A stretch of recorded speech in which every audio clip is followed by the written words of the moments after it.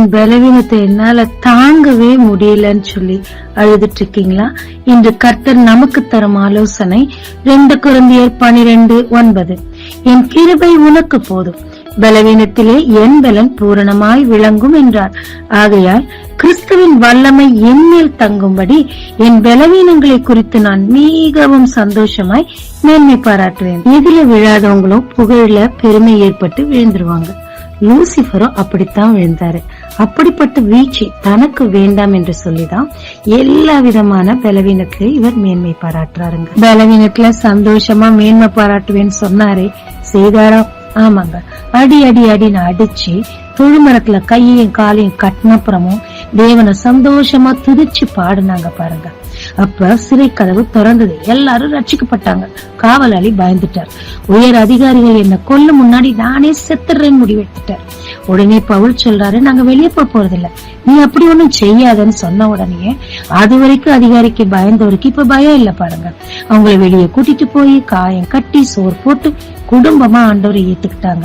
இங்க அவருடைய பலவீனம் கூட மாறி போச்சு. அநேக நேரத்துல நாம் நம்மை உயர்த்தாதபடிக்கும் அநேகத்திற்கு முன்மாதிரியா இருக்கவும் கர்த்தர் இந்த பலவீனத்தை நம் வாழ்க்கையில் அனுமதிக்கிறாருங்க. இந்த பலவீனம் ஏன் வந்தது? இவர் ஜெபத்தை ஏன் கர்த்தர் கேட்கவில்லை? வியாதிப்பட்ட குழந்தை இருக்குமானா பெற்றோர்கள் அதுக்கு ஊட்டுவாங்க, தூக்கிட்டு போவாங்க, ரொம்ப கன்சர்னா பாத்துக்குவாங்க. வியாதி இல்லாத ஒரு குழந்தைய கேஷுவலா பாத்துக்குவாங்க. அதேதாங்க இவர் பலவீனப்படும் போது அநேக நன்மைகள் கிடைக்குது. ஒன்று, இவர் தன்னை உயர்த்தாதபடிக்கு பாத்துக்கிறாங்க. இரண்டாவதாக தேவனுடைய கிருபை, வல்லமை, பலன் எல்லாமே இவருக்கு ஒரு ஸ்பெஷல் கன்சர்ன் கர்த்தரிடத்துல இருந்து கேக்குது. அதை நினைச்சுதான் இவரு அவ்வளவு சந்தோஷப்பட்டு மகிழ்ச்சியா ஆண்டு துதிச்சு பாடுறாருங்க. வேதம் சொல்லுகிறது, தன்னால் தெரிந்து கொள்ளப்பட்டவர்களுக்கு சகலமும் நன்மைக்கு ஏதுவாய் நடக்குதுன்னு சொல்லி. சோ உங்க பலவீனத்தை குறிச்சு ரொம்ப ஃபீல் பண்ணாதீங்க. நீங்க பலவீனம் அடைய அடைய கர்த்தருக்குள் அவர் வசனங்களை கொண்டு சந்தோஷப்பட்டு அதை குறித்து மேன்மை பாராட்டி ட்ரை பண்ணுங்க.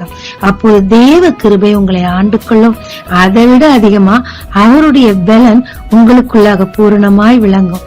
இதன் விளைவு பலவீனமான அநேகர் உங்கள் மூலமாக பலப்பட கர்த்தர் கிருபை செய்வார். ஏன்னா அவர் நம்ம முன்மாதிரிகளாய் வைத்திருக்கிறார். ஜெபிக்கலாமாங்க.